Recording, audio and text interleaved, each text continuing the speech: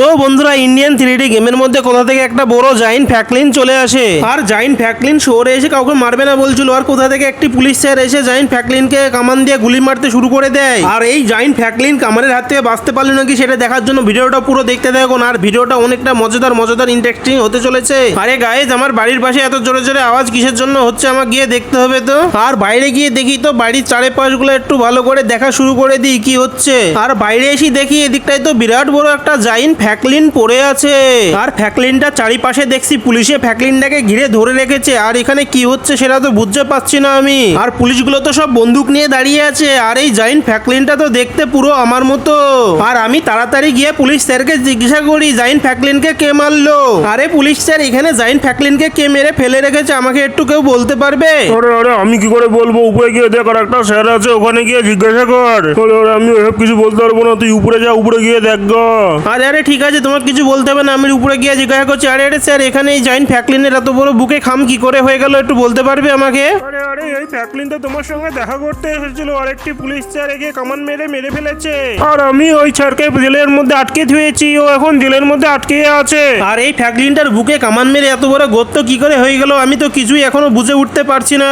আরে আরে আমি তো কিছু বুঝতে পারছি না, এর মধ্যে কাউকে পাঠাতে পারলে তাহলে বুঝে যেতে পারে। আরে ফ্যাকলিন তুই গিয়ে দেখ এর মধ্যে, তাহলে ফ্যাকলিন বেঁচে উঠতে পারে। আরে আরে পুলিশ স্যার এই ফ্যাকলিন যতক্ষণ আমার সঙ্গে দেখা করতে এসেছিল আমি ফ্যাকলিনের ভিতরে যেতে রাজি আছি। আরে আরে স্যার আমি ফ্যাকলিনের ভিতরে যেতে রাজি আছি আর আমি এই গর্তের মধ্যে লাফ মেরে দিলাম আর আমি তো এর ভিতরে লাফ মেরে দিয়ে আমার প্রচুর ভয় লাগছে আর এটা তো এত অন্ধকার আর এত বড়, এটা তো শেষ হচ্ছে না আর আমি কোথায় আসছি কিছু বুঝে উঠতে পারছি না। আরে গাইজ আমি তো নিচে চলে আসলাম আর এসে দেখছি একটা বিল্ডিং এর মতো কি হয়ে আছে চারিদিকে আর ফ্যাকলিনের বুকের উপর দিয়ে দেখছি পোর্টাল আছে আর এই পোর্টালটা আসলো কিভাবে এখানে সেটাই ভাবছি আমি আর আমার নিচের জিনিসগুলো তো পোর্টালের মতো লাগছে। আরে আরে গাইজ এক সেকেন্ড, আর উপরে এই বিল্ডিংটার উপরে দেখা যাচ্ছে জাইন্ট ফ্যাকলিনের আত্মা মনে হচ্ছে। আরে গাইজ এখানে তো দেখছি পুরো একটা মনে হচ্ছে গেম দিয়েছে আর এই গেমটাকে মনে হয় আমার কমপ্লিট করতে হবে লাফ মেরে মেরে আর আমি এক এক করে বিল্ডিং এর উপরে লাফ মারতে শুরু করে দিই আর আমি এক এক করে বিল্ডিং এর উপরে উঠে যাই তাহলে আমি ফ্যাকলিনের কাছে চলে যেতে পারবো আর আমি যদি জাইন্ট ফ্যাকলিনের আত্মাটাকে নিয়ে আনতে পারি তাহলে ফ্যাকলিন বেঁচে যেতে পারে। যাই আমি তাড়াতাড়ি চলে যাই আর আমি লাফ মারতে শুরু করে দিই। আরে আরে গাইজ এদিকে তো কোনো রাস্তা নাই, আমি ওই সাইডে গিয়ে দেখি ওদিকে রাস্তা আছে নাকি কোনো। হ্যাঁ এদিকে লাফ মেরে দিই আর আমি লাফ মেরে দিই, লাফ মারার সঙ্গে সঙ্গে দেখি কোথায় যেতে পারি। আরে আরে গাইজ আমি তো ভুল করে লাফ মেরে দিলাম, এবার আমাকে নিচে গিয়ে দেখতে হবে ঠিকভাবে লাফ মারতে হবে আমাকে। এবার আমি ঠিকভাবে লাফ মেরে দিই আর বন্ধুরা দেখো আমি লাফ মেরে কোথায় কত বড় বিল্ডিং এর উপরে চলে আসি।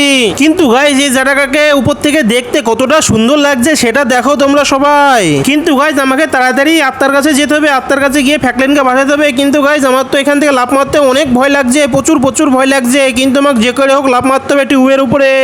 আর আমি টিউবের উপরে চলে আসলাম আর উপরে এসে দেখি এখানে এক এক করে সিঁড়ি দিয়ে দিয়েছে ফ্যাকলিনের আত্মার কাছে যাওয়ার জন্য।